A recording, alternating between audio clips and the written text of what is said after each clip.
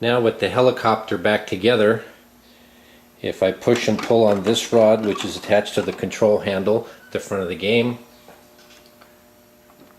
it's pushing and pulling on this rod coming up through and controlling the propeller.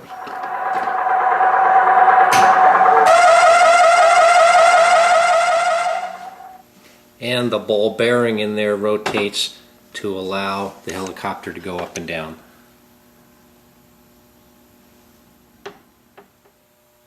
Here's Mr. Alien on his target. Gone through this and cleaned it up. When this shaft goes up and down, the alien raises and lowers. When it raises up, there's an arm right here which contacts this rolling surface, and the rolling bearing pushes and opens the contacts, and that's the up limit switch. Up limit. On this side is the down limit switch. There's a pin here. When it comes down, makes those contacts, tells it it's down all the way. The photo detector, you can put an ohm meter right across there and check that it's good, and check that the resistance lowers when you shine a flashlight on the cell.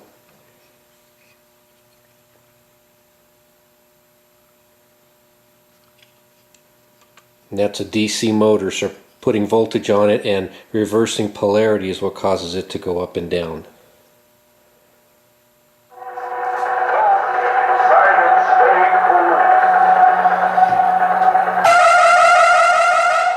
This is the pull-out board from inside the cabinet, and on this board you have the speed control for the helicopter rotating blades. This is the power supply that puts out high voltage to run the vacuum fluorescent displays in your score, and also 5-volt power supply to run the logic board, which is in there. You have the transformer fuses. These are maintenance switches that allows you to put the targets up or down for maintenance. There is a program sequencer which sequences the game through different steps and different things, events occurring. This relay energizes when a hit is made on a target. This relay energizes at the start of each game. It's called the lock relay. We have 4 target relays, one for each target that energizes when hit. This program relay will energize when hit or when a time increment occurs, and when this relay energizes, then we step up the sequencer. And this is the extended play relay that will energize if you get all of your targets and you're going to go for extra time.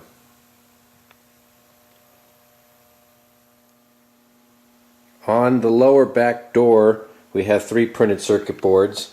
This one is the photo detector amplifier board with different gain adjustments for the targets, and this is the audio amplifier board for all the sounds, and this is the target speed board, so you can adjust the rate at which the targets move.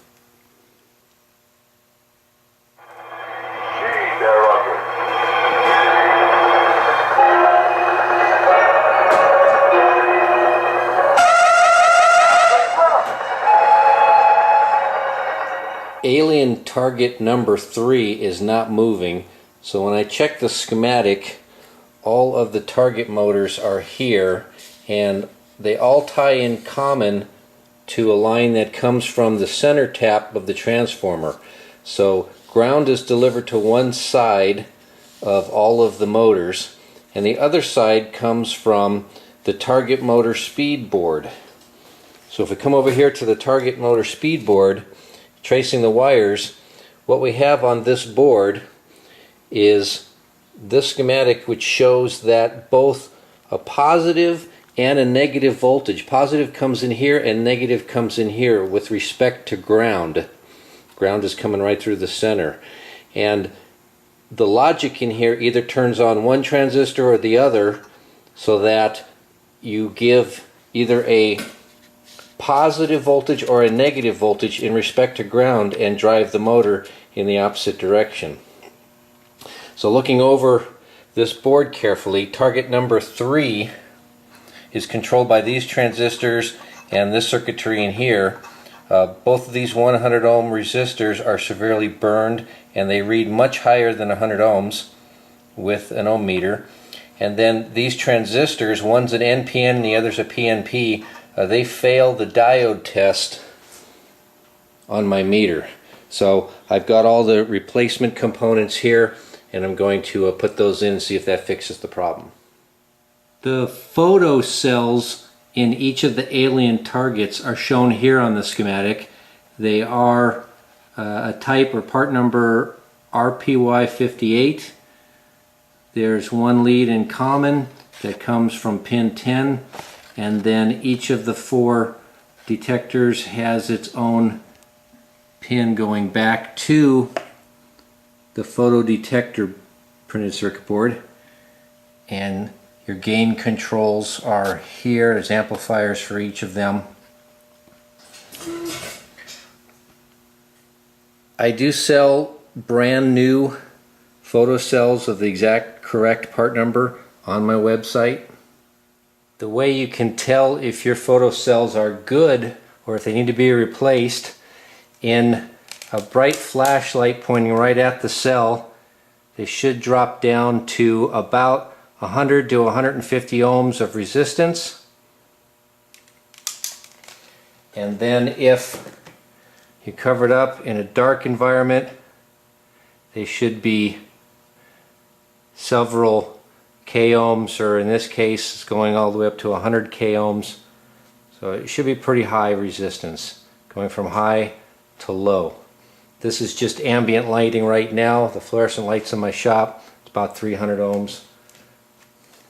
But it should drop way down to about 150 or less if it's good with a flashlight on it. If not, and if your amplifier gain is turned all the way up on your photo detector board and you're still not hitting the targets, might be time for new photo cells.